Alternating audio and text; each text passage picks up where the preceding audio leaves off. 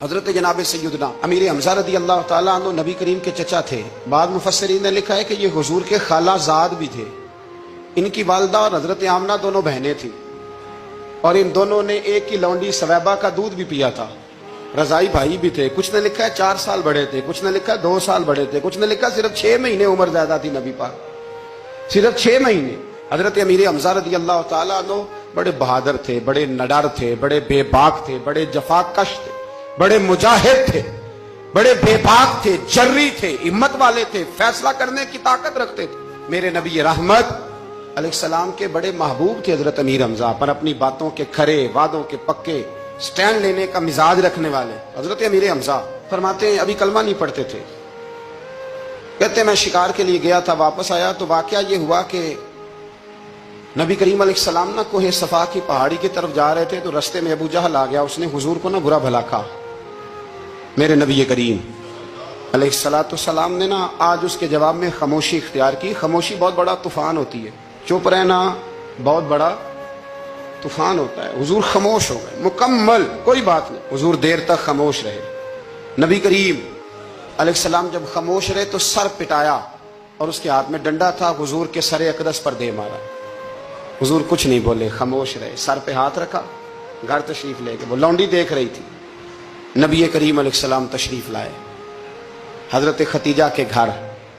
اتنی دیر میں حضرت امیر حمزہ آئے تو اس لونڈی نے نا جناب امیر حمزہ کو مخاطب کیا، چونکہ اس نے حضور کو بھی دودھ پلایا تھا اور جناب امیر حمزہ کو بھی برابر کی محبت تھی، رضائی والدہ تھی۔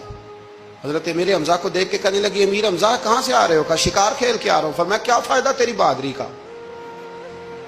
کیا مطلب ہے تیرے اس سارے کارنامے کا، کہا ہوا کیا؟ تو وہ لونڈی کہنے لگی کہ آج میرے سامنے ابو جہل نے ڈنڈوں سے اتنا مارا ہے کہ حضور کے سر اقدس سے خون نکل آیا ہے، خون نکل آیا ہے۔ مجھے پتہ ہے ابو جہل یہ ظلم اس لیے کرتا ہے کہ محمد ابن عبداللہ کے والد موجود نہیں۔ آج اگر ان کے والد ہوتے، دادا عبد المطلب ہوتے، تو پھر میں دیکھتی تھی کون ان کے قریب آتا۔ یہ لفظ کہے نا تو جناب امیر حمزہ رو پڑے۔ شکار وہیں پھینکا، درخت سے ڈنڈا توڑا۔ ابو جہل بیٹھا تھا حرم مکہ میں، کفار کے درمیان ٹولیاں بنا کے وہاں گئے اور زور سے ڈنڈا اس کے سر پہ مارا، اور ڈنڈا مار کے کہنے لگے تجھے شرم نہیں آتی؟ میرے بھتیجے کو لاوارث سمجھتے ہو؟ جرت ہے تو ذرا آنکھ اٹھا کے ایک دفعہ دیکھو، میں تمہاری آنکھ نہ نکال دوں تو کرو ہمت، اگر طاقت ہے بولو۔ اللہ اکبر۔ جب یہ لفظ کہے، جب یہ بات کری تو ابو جہل کانپنے لگا۔ کچھ لوگوں نے چاہا حضرت امیر حمزہ کے معاملے میں مداخلت کرنی، پر کہنے لگا چپ کر دو، تمہیں پتہ نہیں یہ شیر بڑا ہے، یہ دلیر ہے، یہ طاقتور ہے، خبردار کوئی بات نہ کرنا۔ اللہ اکبر۔ حضرت امیر حمزہ وہاں سے نہ نکل کے تو سیدہ ختیجہ کے گھر آئے۔ سیدہ ختیجہ الکبریٰ رضی اللہ تعالیٰ عنہا نا نبی کریم کو مرہم پٹی کر رہی تھی۔